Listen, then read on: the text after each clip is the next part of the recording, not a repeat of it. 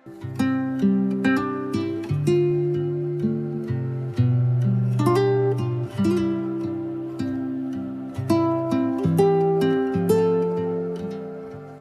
वालेकुम, खुश आमदीद। मैं हूं सैयद कामरान अब्बास और आप देख रहे हैं मेरा चैनल सैयद सिनेमा पा।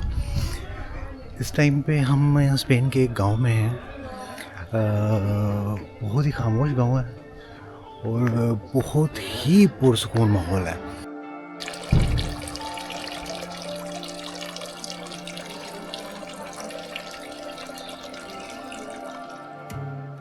ये गांव आबाद है, लेकिन यहाँ अजीब सा सुकून है। ना गाड़ियों का शोर, ना बाजार की चहल पहल, हल्की ठंडी हवा, पानी की आवाज, परिंदों की चहचहाट, ये सारी एक साथ सुनने को मिले तो आप इमेजिन करें कि क्या फीलिंग्स होती होंगी। दोस्तों, कभी कभी सफर में ऐसी जगह मिल जाती है जिसकी आपने कोई प्लानिंग नहीं की होती, जिसका नाम आपने पहले कभी सुना भी नहीं होता, लेकिन जब वहां पहुंचते हैं तो लगता है जैसे ये जगह आपका इंतजार कर रही थी। मेरे साथ भी कुछ ऐसा ही हुआ, स्पेन के एक छोटे से पहाड़ी गांव में, जिसका नाम है सर्वेरा दी मास्त्रे। ये सिर्फ एक ट्रैवल ब्लॉग नहीं, ये एक कहानी है, एक ऐसे गांव की जो शायद सदियों से किसी का इंतजार कर रहा था। ये 1.5 घंटे का सफर किसी ख्वाब से कम नहीं था। स्पेन दी कल्चर है कि हर ग्रां दा हर पिंड दा जेड़ा ना इंटरस्ट दे उत्ते उस पिंड दी एक चीज़ मैंशन की जाती कि उस पिंड दे विच केड़ा प्रोडक्ट बनता है। जिस तरह बेनिकोलो अल्कचूफा दा पेनी कर लो, अल्कचूफा, पेनिस्कोला, जदों इंटर होंदे हो हमेशा एक छोटी जी पोट लगी होवे। टोटली जितने दरख्त ने ना ये ओलिवे दे। रास्ते में जैतून के बाग थे, पहाड़ों की चोटियां बादलों से ढकी थी और सड़क ऐसे मुड़ रही थी जैसे कोई पुरानी कहानी आगे बढ़ रही हो। मैंने गाड़ी की खिड़की खोली, हवा ठंडी थी, खुशबूदार थी।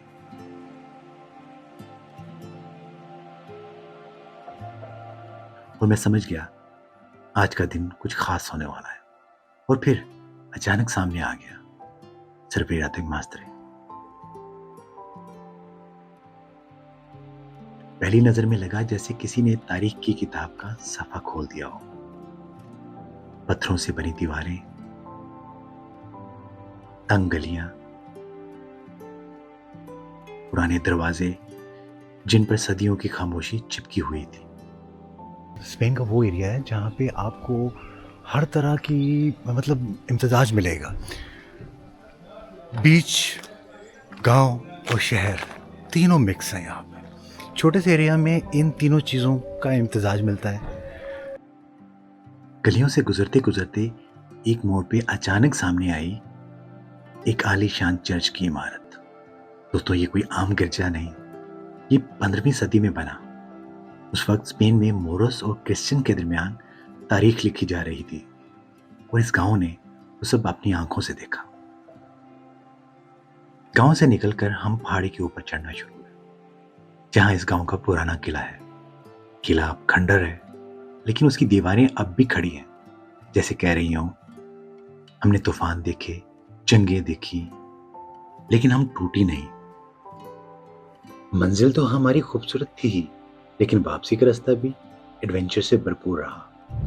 जे तो तू डायरेक्शन गलत लाई हुई ना भरावा, आज तेरी ख्याल नहीं। डायरेक्शन किसने लगाई है जी? ये पहले बताएं जी, ये वापसी ने लाई है। ये भजन अपना मुंह दिखाए सामने, डायरेक्शन उन्होंने लगाई है किले की। डूंगड़ वापसी के सफर पे हमें एक अहम इंकशाफ हुआ कि गूगल मैप भी कभी कभी जज्बात में आके रास्ता बदल देता है। और बिलाखिर 1.5 घंटे की मेहनत के बाद हमें सीधा रास्ता मिल गया।